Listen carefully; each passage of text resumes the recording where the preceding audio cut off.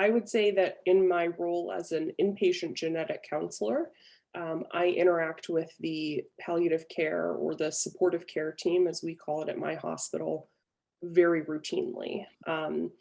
So supportive care is certainly involved in end of life care, but also in sort of a journey of decision making.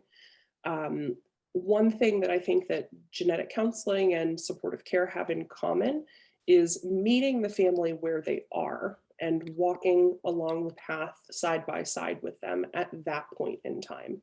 Um, not, not just keeping in mind what that condition looks like in the future, especially if it's a life limiting diagnosis, but what are we going to do for this person until that time? Just because a genetic condition may be associated with a shortened life expectancy doesn't mean that there isn't more life to live for that person.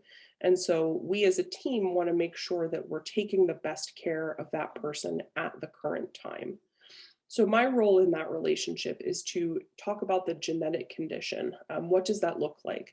What does that look like based on what we know, in my experience and the experience of my colleagues?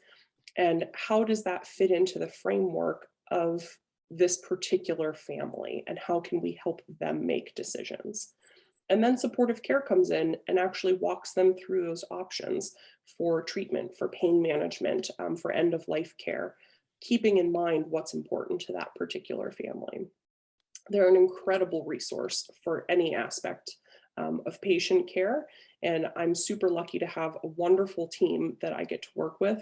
And I think we both learn so much from each other, that, it's becoming a much more common thing for us to share patients together and for one to sort of consult back and forth with the other.